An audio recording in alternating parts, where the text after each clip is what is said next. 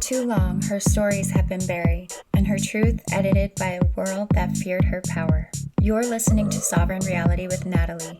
We are here to unearth the goddess, because her story is your story, and her rise is your reclamation. This is about you, authentically and fully you, recognizing your own divinity and stepping back onto your throne. Because the world doesn't need you quiet, babe. Boss ass bitch.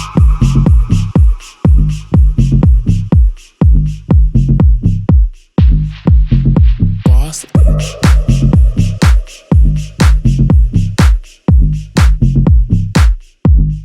Boss ass. Hi, loves. Welcome to episode 1 of the Sovereign Script. So we are not actually starting at the beginning because unfortunately the beginning is gone. What we have is what survived, and I guess that what survived is going to be enough. But today we are walking line by line through chapter 4 of the Gospel of Mary. I'd like to preface this entire series by saying that I will not be rushing or summarizing, but actually sitting with what's being said, because there are things in this text that quietly dismantle entire belief systems. So just to recap here, here's where we're entering. Because the earlier chapters are missing, this kind of means that we're stepping into a conversation that's already in motion, and a question is already being asked. And the question is this: will matter then be destroyed or not? So right out of the gate, we're talking about matter, the physical, the body, the world. And underneath that question is a deeper one. Is any of this temporary, meaningless, doomed? And in chapter 4, right after that question, it begins with verse 22. And it reads, "The Savior said, all nature, all formations, all creatures exist in and with one another, and they will be resolved again into their own roots."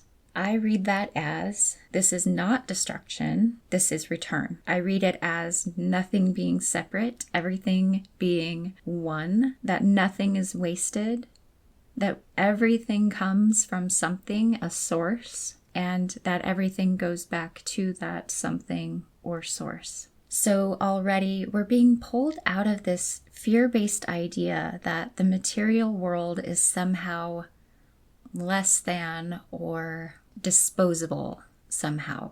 Verse 23 reads, "For the nature of matter is resolved into the roots of its own nature alone." Translation: everything returns to what it actually is. Not what we labeled it, not what we judged it to be. It returns to its true nature. So we're just going to let that sink in for just a second. Everything returns to its true nature. Everything. Our bodies, our souls, returns to its true nature. The following line reads, "He who has ears, let him hear." Now, I feel like that line could be taken a couple of different ways. I feel like it could be taken as those who are ready to hear that message will hear that and understand it. And another way that could be taken is don't just listen, understand. Chapter 4, verse 25 reads, "Peter said to him, 'Since you have explained everything to us, tell us this also. What is the sin of the world?'" So here it is, the question that shaped entire systems of control, right? The following verse reads, "The Savior said, 'There is no sin, but it is you who make sin when you do the things that are like the nature of adultery, which is called sin.'" So we're just going to let that land for a minute. I want to preface this because I think the word adultery, right? Yes, obviously, I think we know that in terms of marriage and what that means. However, if we're looking at adultery on a metaphysical lens, metaphysically, Adultery represents the mingling of truth with error, symbolizing a mind divided against itself or a soul unfaithful to its highest divine awareness. So that's the way that I understand this text. Okay?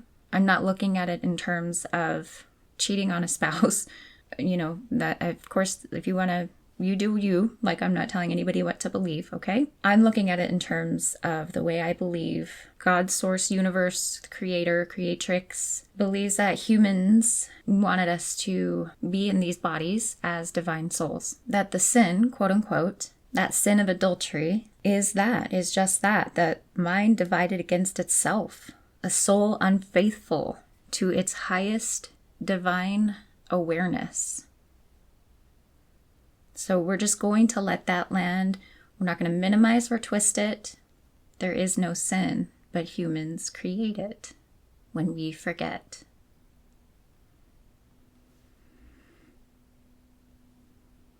So it's not a moral failure stamped on your soul, but a behavior that goes against your true nature. It's a misalignment, a distortion. Acting from disconnection instead of truth.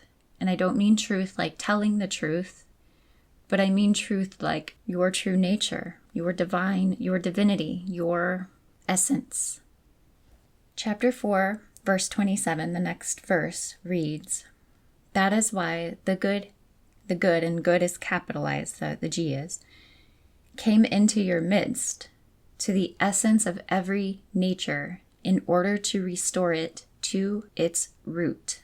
So it's not to punish or to judge, but to restore, to bring you back to what you already are underneath everything else, right? Verse 28 reads, "Then he continued and said, that is why you become sick and die, for you are deprived of the one who can heal you." Now, we can take this surface level, right? Which is what I believe a lot of religions do, but I want us to go a bit deeper.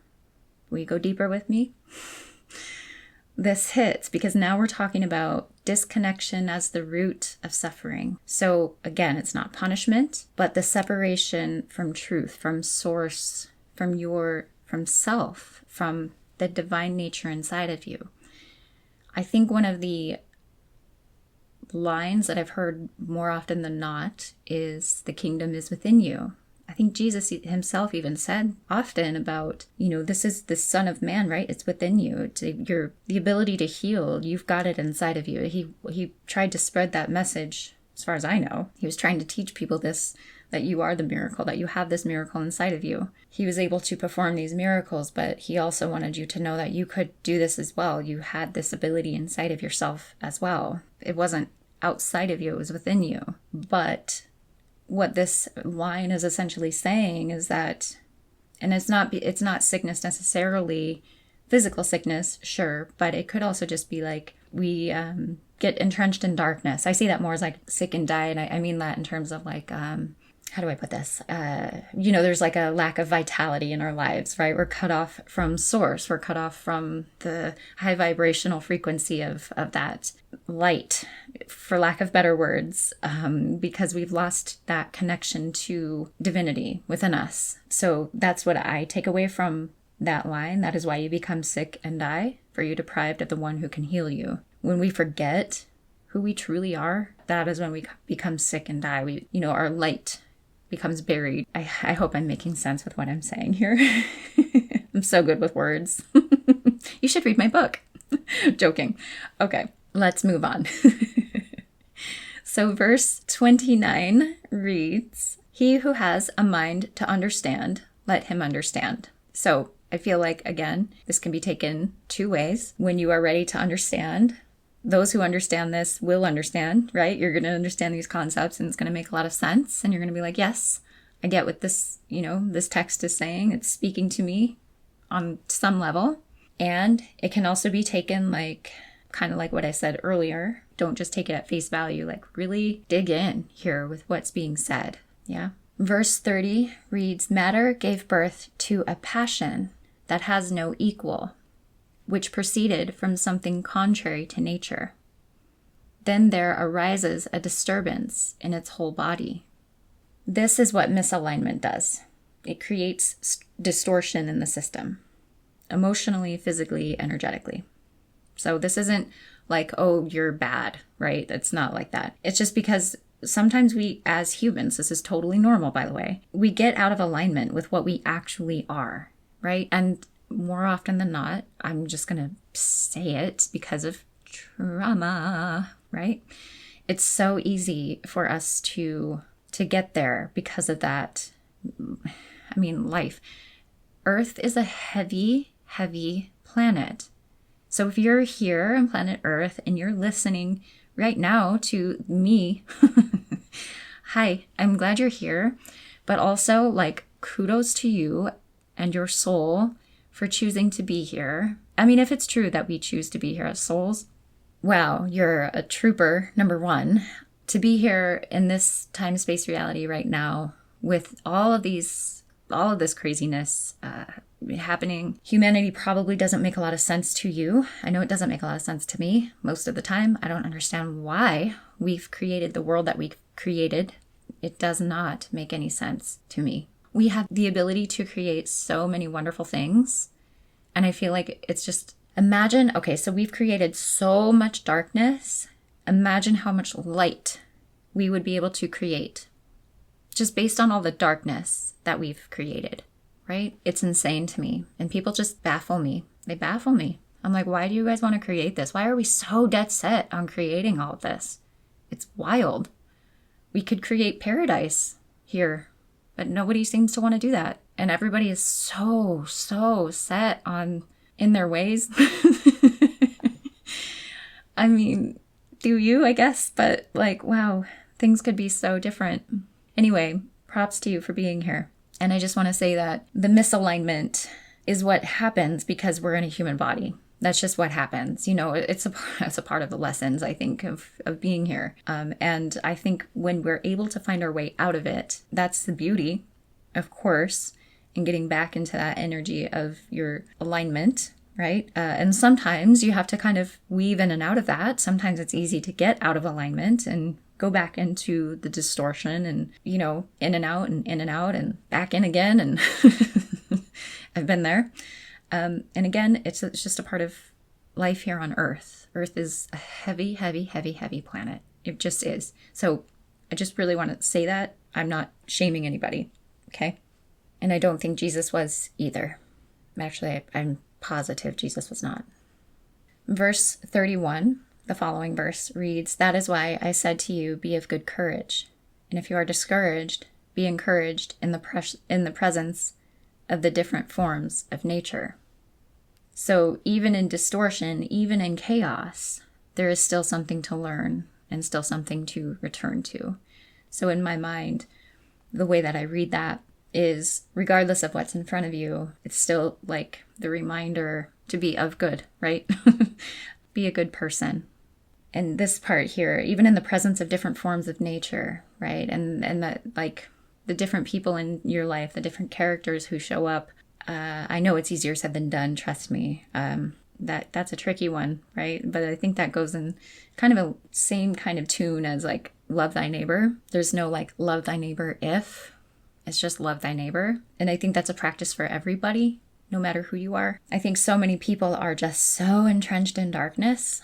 So entrenched in darkness that it can be really hard to remember the light within everyone, right? There's a book called The Little Soul and the Sun. I recommend it to everybody, whether it's a children's book, by the way, children's parable. I recommend it to everyone, regardless of whether you're an adult or a child. Such a good book. But that is a fantastic reminder whenever you forget who you are, whenever you forget who another person truly is underneath their darkness. Anyway, I digress. The next verse reads, "He who has ears to hear, let him hear." So again, when someone is ready to hear that message, they will hear it. I mean, truly hear it. They'll be ready to hear what I said and know that I'm not saying it to trigger you. And just as Jesus would have not been saying it to trigger somebody, right? Jesus might have been canceled back in his day for... And again, that can also be taken in, a different way as well. Don't take this at just face value, like really listen to what he's saying, or to what Mary Magdalene is saying here. The following verse reads, "When the Blessed One had said this, he greeted them all, saying, 'Peace be with you. Receive my peace unto yourselves.'" So, this feels very self-explanatory. This is not something that's external. Peace is within you. He's not saying, "I'll hold your peace for you." He's saying, take it, hold it, it's yours, it's within you, right? "Receive my peace unto yourselves." It's within you. The next verse after that reads, "Beware that no one lead you astray, saying, 'Lo here,' or 'Lo there, for the Son of Man is within you.'" There we go. I knew it was in there somewhere. "For the Son of Man is within you." So metaphysically, the Son of Man within represents the indwelling divine consciousness, or the spiritual spark or Christ consciousness inherent in humanity, rather than the purely external historical figure. So it signifies that the power to discern truth, heal, and manifest divine love exists within one's inner self, often revealed through inward transformation.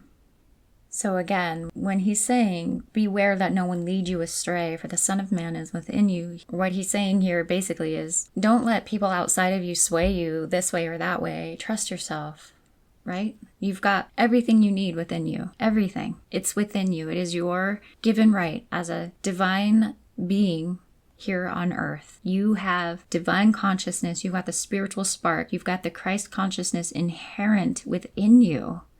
You don't need anybody outside of you telling you what to believe, where to go, who to follow, any of that. Nothing. You don't need that. It is within you. It is your God, goddess, source, universal, whatever, divine inheritance as a human being, as your name walking around in human consciousness on planet Earth. Period, point blank. It's within you.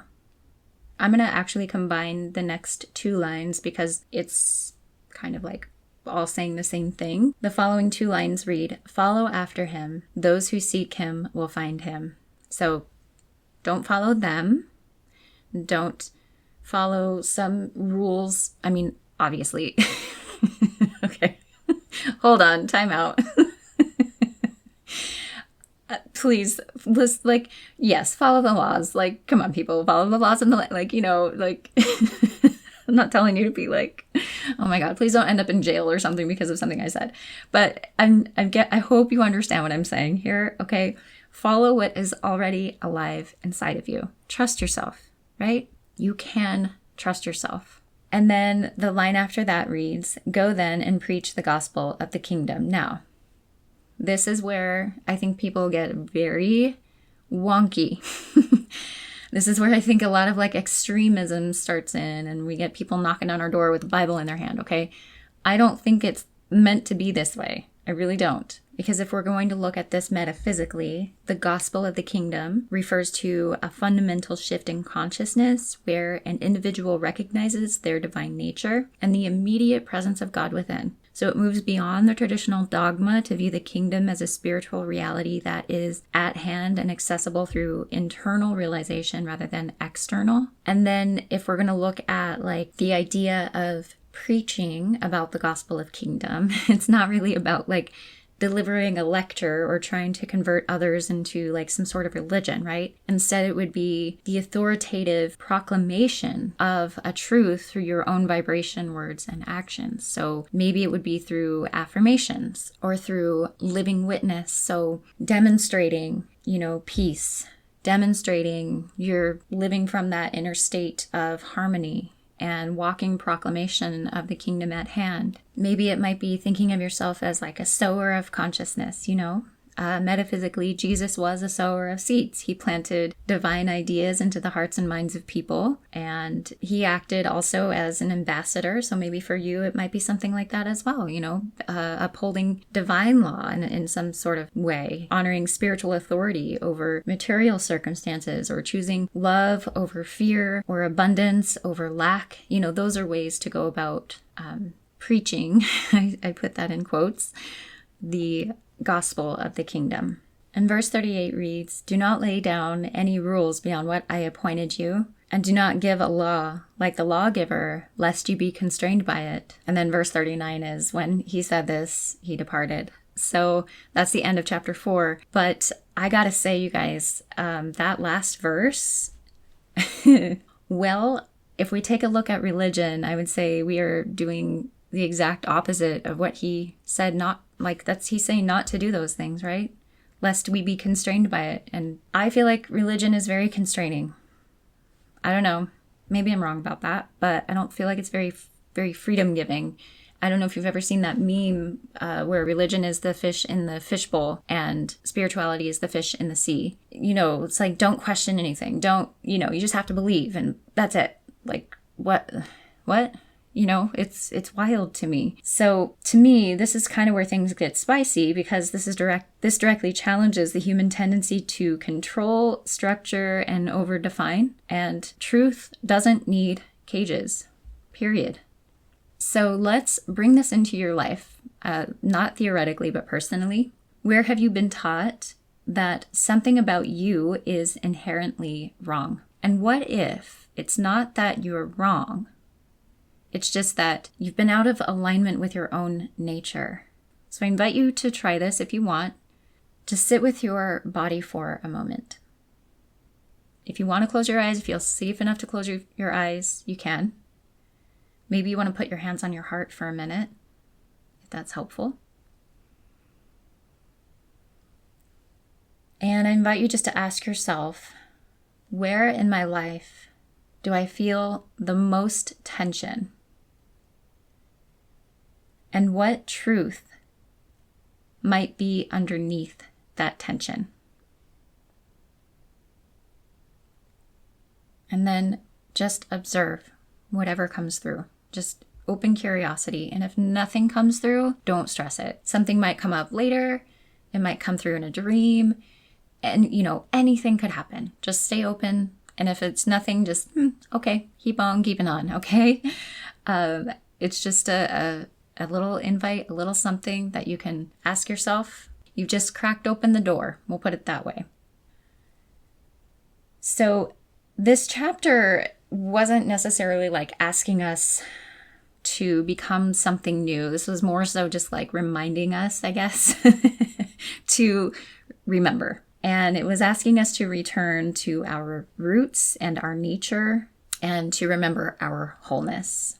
So if today's episode stirred something inside you, share it with a fellow goddess, a soul sister, or a babe ready to rise. And follow me for more sacred rebellion on TikTok and Instagram at Sovereign with Natalie. And if you're listening on Spotify or Apple, you can also follow me on YouTube at Sovereign Reality with Natalie. And for deeper resources and free rituals, sign up for my emailing list at www.sovereignsanctuary.space. And I'll meet you here next week for episode 2, where we talk about chapter 5. And that's where Mary begins speaking about the soul's ascent and the powers it encounters on the way up. Trust me, that one gets wild in the best way. So I'll see you then. Boss ass bitch. Thank you for walking with me today. Remember, the goddess isn't a myth you're learning. She is a power you are remembering. So go out into the world today and take up your space. Don't filter your truth and don't apologize for who you are. I'm Natalie, and this is Sovereign Reality. Be bold and be authentically and fully you, because the world doesn't need you quiet, babe.